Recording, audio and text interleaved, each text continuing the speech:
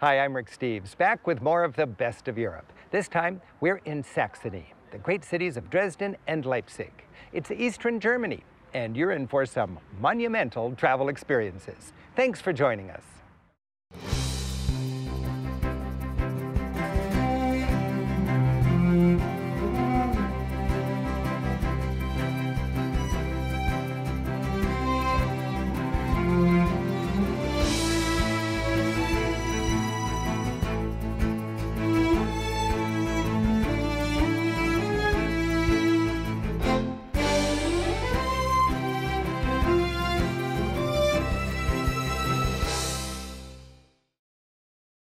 Saxony is a proud region of Germany with a long and rich history. Its two leading cities are Leipzig and Dresden. Each had a tough 20th century, and today they're coming back with a special vibrancy. In this episode, we'll visit two great German cities, bombed and then rebuilt after World War II. After visiting a beloved church that rose from those 1945 ashes, we'll go further back in time and brush up on some Saxon history with its royal palaces and their porcelain, jewels, and armor. We'll ponder a massive war memorial from the time of Napoleon. Then, after peeking into a secret police headquarters, we'll recall how people power brought down communism. Chanting at the top of their voices, "We are the people." And see how people today are enjoying their freedom. After World War II, Germany was divided by the Iron Curtain into the Free West and Communist East. With the fall of communism in 1989, Germany was reunited. In the historic region of Saxony, we toured Dresden and Leipzig. We start in Dresden with fanciful Baroque architecture and some of the best museum going in all of Germany. It's a city that mixes a dynamic history with a delightful to stroll cityscape. At the peak of its power in the 18th century, this wealthy capital of Saxony ruled much of eastern Germany from the banks of the Elbe River. Saxony's greatest ruler was Augustus the Strong. To embellish his capital, he imported artists from all over Europe, especially from Italy. Dresden's grand architecture and dedication to the arts earned it the nickname Florence on the Elbe. In spite of its resurgence, Dresden is still known for its destruction in World War II. American and British planes firebombed the city on the night of February 13, 1945. The bombing was so fierce, it created its own climate, a firestorm. More than 25,000 people were killed in just one night, and 75% of the historic center was destroyed. Memorials, while understated, remember the horror of war. This simple inscription recalls that after the air raids, the bodies of 6,865 people killed in the bombing were burnt on this spot. For 40 years, through the Cold War, Dresden was part of communist East Germany. It was in what was called the Valley of the Clueless, one of the only places in East Germany that didn't get Western television. Under the communists, Dresden restored some of its damaged buildings, left others in ruins, and replaced many with modern utilitarian sprawl. Prager Street, a bombed-out ruins until the 1960s, was rebuilt as a showcase for communist ideals. Its vast, uniform apartment blocks goose-step up the boulevard to this day. The design is typical of Soviet bloc architecture, from Moscow to Bucharest. Today, after a thorough update, they've become desirable places to live. After German reunification, the rebuilding of Dresden accelerated. The transformation has been impressive, and the city's once devastated historic center has been reconstructed. The Frauenkirche, or Church of Our Lady, is the symbol and soul of the city. When completed in 1743, this was Germany's tallest Protestant church. Then, in February of 1945, after the city was bombed, in the last months of the war, the Frauenkirche collapsed. For a generation, it lay there, a pile of rubble. Then Dresdeners decided to rebuild it completely and painstakingly. With the help of international donations, Dresden's most beloved church was rebuilt and finally reopened to the public in 2005. Stepping inside, you're struck by the shape. not so wide, but very tall. The color scheme is pastel to emphasize the joy of faith and enhance the uplifting atmosphere of the services held here. The curves help create a feeling of community. A Lutheran church, but built at the peak of the Baroque period, it seems the artistic style of the age trumped the Lutheran taste for simplicity. The church's twisted old cross, which fell 300 feet from the tip of the dome and burned in the rubble, caps an inspirational story. Climbing to the top of the beautifully reconstructed dome, you're rewarded with a commanding view over Dresden and its river.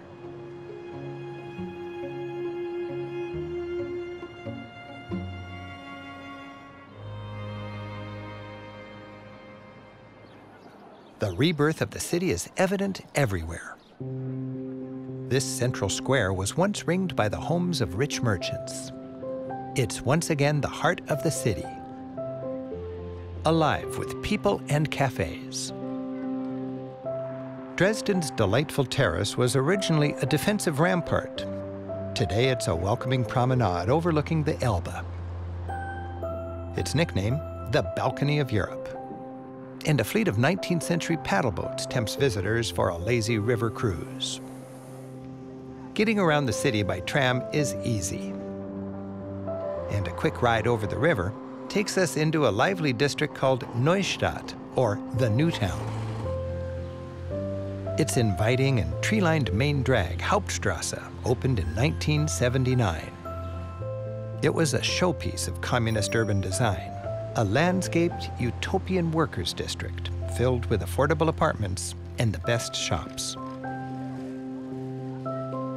Because World War II bombs missed most of this district, the New Town has a retro charm. This well-worn area has emerged as the city's trendy people zone. Passages between apartment flats are enlivened by art galleries, cozy pubs, and crazy decorations. While the New Town boasts no great sights, it's fun to explore, especially after dark. The Parade of Nobles is a mural painted on 24,000 tiles of local porcelain. It was built to soothe the pride of Saxony after it was incorporated into the newly formed country of Germany in the 1870s. It celebrates Dresden's Saxon heritage and its Wettin family dynasty. The artist carefully studied armor and clothing, accurately tracing the evolution of weaponry and fashions through the centuries. Way up at the very front of the parade, an announcer with a band and 12th century cheerleaders excitedly heralds the arrival of this wondrous procession. There are commoners, from miners and farmers to carpenters and students. And ahead of them, the royals, with 35 names and dates marking 700 years of Wettin family rule. At the year 1694 stands Augustus the Strong, the most important of the Saxon kings. The Saxon ruler was one of the most powerful people in Germany. He was one of a handful of nobles who elected the Holy Roman Emperor. In the 18th century, the larger-than-life Augustus the Strong kicked off Saxony's golden age. His royal festival complex, called the Zwinger, is an example of how the king's extravagance made Dresden a European capital of culture. Here at the Nymph's Bath, aristocrats relaxed with royals among cascading waterfalls. Today, the Zwinger is filled with fine museums. The Mathematics and Physics Salon features scientific gadgets from the 16th to 19th century. Finely crafted and incorporating new discoveries with exuberance, the instruments are displayed like dazzling works of art. Imagine whipping out your pocket sundial in the year 1700, or a newfangled pocket watch in 1760 with a risque painting. This calculator from 1650, claiming to be the oldest surviving mechanical calculator, could carry the tens. European royal families aspired to have their own porcelain works, and the Wettin family had one of the best at nearby Meissen. In those days, a king portrayed in porcelain was a happy king. Augustus the Strong was obsessed with the stuff. He liked to say he had porcelain sickness. Here you can enjoy some of his symptoms under chandeliers in elegant galleries. You'll see fine table settings. He had a veritable porcelain zoo of exotic animals and beautiful birds. According to legend, for 151 of these Chinese vases, Augustus traded 600 soldiers, complete with horses, to Prussia. And here at the Zwinger, it just makes sense that the glockenspiel comes with 40 bells made of Meissen porcelain. The delightful chimes are far sweeter than your typical bell.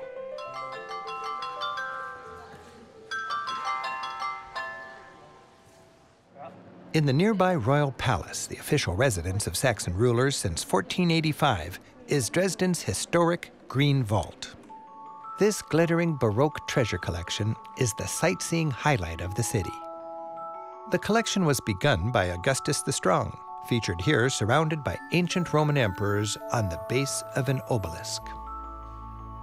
It grew into the royal family's exquisite trove of ivory, silver, and gold treasures, displayed in rooms as opulent as the collection itself. Its purpose? A synthesis of the arts as an expression of wealth and absolute power.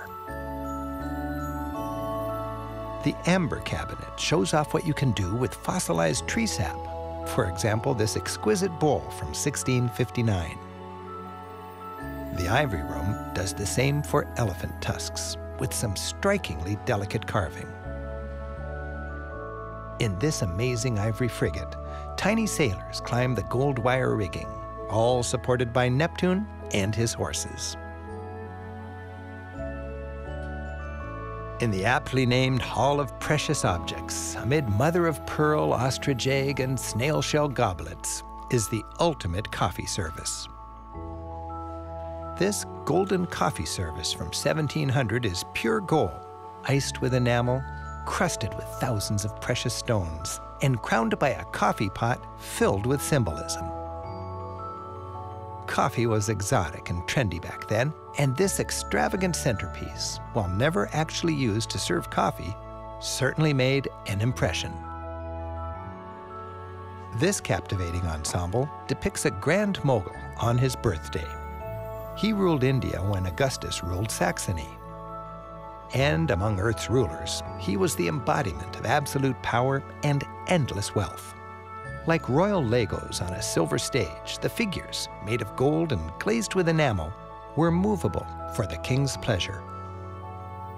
And the finale, in a place all its own, is this dazzling green diamond, one of the largest ever discovered. The adjacent royal armory fills a long room with centuries-old armor. The biggest space in the palace, this room was the scene of medieval war games.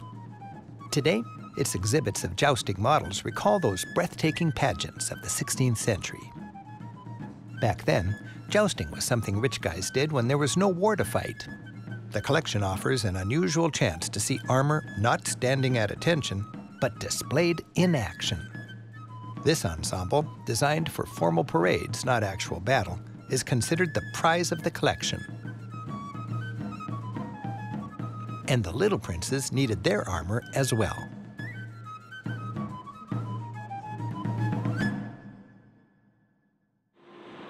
Connecting German towns is easy these days on the country's fine train system. And after a relaxing hour or two on the train, we arrive in Leipzig.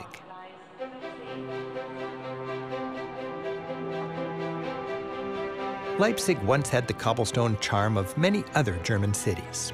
But long a leading trade center, in the late 19th century, city leaders decided to modernize. They replaced the quaint medieval townscape with a grid of grand and efficient buildings dedicated to trade and commerce. World War II bombs destroyed much of Leipzig, and the communists followed that with 4 decades of neglect. That left the town center a dreary urban wasteland. But in the generation since 1989, the people of Leipzig have dramatically remade their city. Augustusplatz is a busy people zone and a hub for the city's trams. Overlooking that is the University Center, rebuilt in a playful and modern echo of the pre-war buildings that once stood here. Towering high above is a skyscraper built in the 1970s. An erection like this was a big deal in communist times. Locals and tourists alike gather on its rooftop terrace to enjoy a drink and the best view in town. As they rebuilt the city center, one feature that survived was the tradition of inviting shopping galleries that burrow through office blocks. Some of the galleries retain an old-world elegance with venerable shops and restaurants. Others are playfully decorated by contemporary local artists. Leipzig's Renaissance-style town hall with its fine arcade overlooks the market square. Tonight, the fruit and vegetable merchants have made way for a big open-air concert with music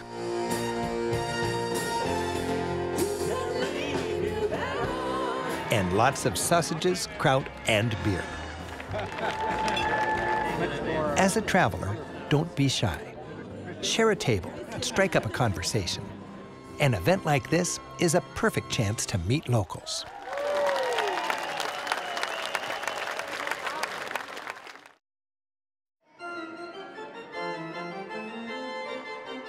Leipzig is famous for its music heritage. It was the hometown of the great composer Johann Sebastian Bach, shown here with his favorite instrument, the pipe organ. In the early 1700s, Bach was the organist and choirmaster right here at St. Thomas Church. Inside, the clean, stripped-down interior reflects the Protestant aesthetic of an uncluttered church. Stained glass celebrates how in 1539, Martin Luther came here to perform Leipzig's first Protestant service, and how, for nearly 30 years, Bach directed the boys' choir. Bach's tomb, adorned with flowers, is like a pilgrimage for music lovers.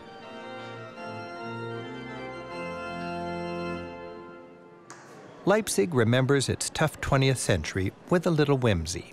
This statue represents how East Germany endured 2 harsh dictatorships in succession: the flat-palmed Sieg Heil of the Nazis and the proletariat's raised fist from the communist era. This poor fellow, repressed by both regimes with his head scrunched down, seems to represent individuality under siege. Somehow, he'll get through it all. To learn more, step into Leipzig's Contemporary History Museum, which tells the 44-year story of communism in East Germany. After the devastation of World War II, the line between East and West was drawn, and Leipzig ended up in Stalin's camp. In those desperate post-war years, the stability and security provided by East Germany's communist government was appreciated. Out of the squalor came a forced uniformity, and if you played by the rules, life was not miserable. Housing was a major priority, as so many were homeless after the war. Locals recall how there wasn't a lot, but people had what they needed. Generally, what they had was what their neighbors had. Children all had the same blocks, books, and cuddly stuffed pets. Western pop music, while reined in and certainly controlled, was allowed, from the Beatles to Jethro Tull. But of course, people eventually insist on freedom. To learn more, I'm joined by Leipzig tour guide Gisa Schoenfeld. The hated secret police force in communist East Germany was the Stasi. Its old headquarters now houses a museum dedicated to telling the Stasi's dirty deeds. It offers a fascinating look at what it took to control the people. This is the symbol for the Ministry for State Security, Staatssicherheit, Stasi. Stasi, state security. Modeled after the Soviet Union's secret police, the notorious KGB, the Stasi recruited over 500,000 informants from every walk of life. It collected mountains of data on its citizens.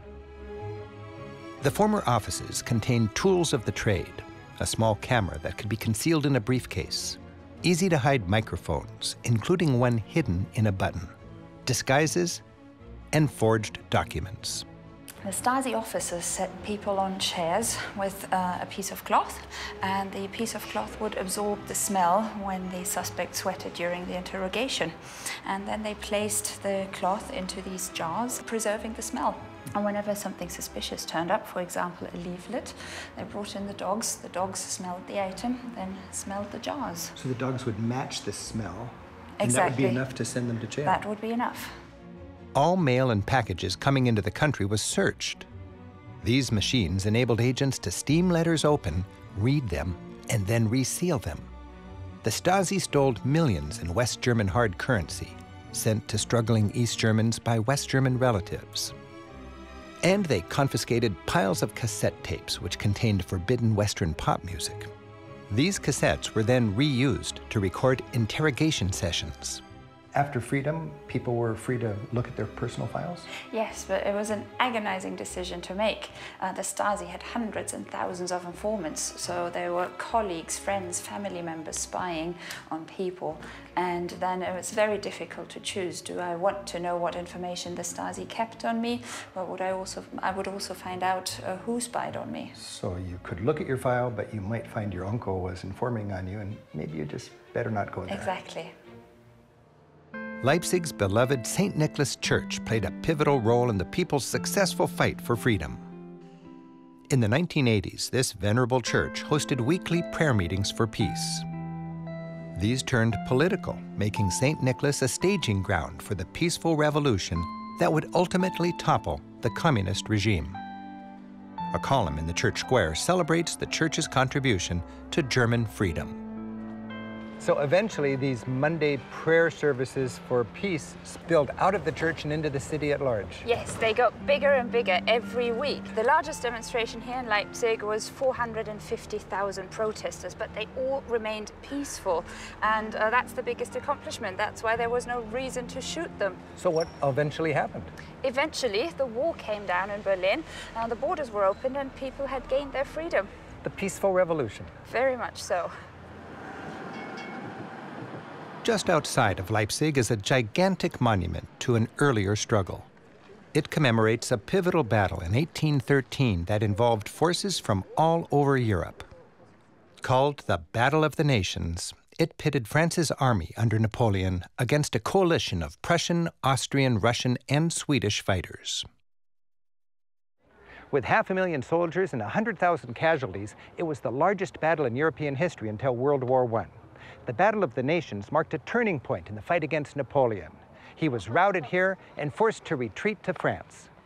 Basically, it was Germans who turned back the French invaders. And exactly a century later, in 1913, during a surge of nationalism following the unification of Germany, Leipzig inaugurated this towering memorial on the site of this bloody battle. The Archangel Michael straddles the main door with the same message that accompanies most military monuments: God is on our side.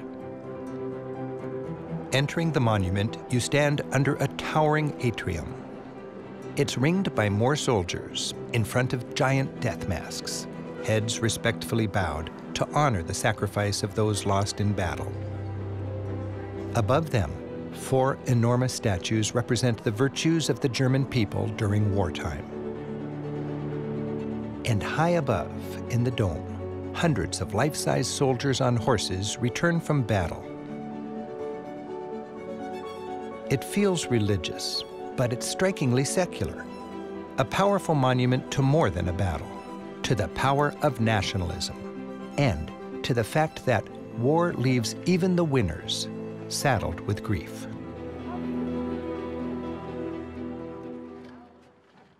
Traveling through Saxony with its rich heritage, exquisite culture, and hard lessons, it's an inspiration to see the accomplishments of the people of Dresden and Leipzig. Thanks for traveling with us. I'm Rick Steves. Until next time, keep on traveling. Auf Wiedersehen. In the 18th century, the larger-than-life Augustus the Strong kicked off Saxony's golden age. Yeah!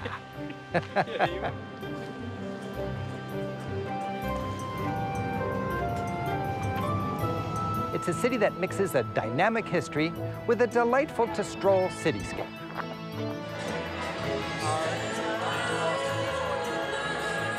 Get that thing away from me!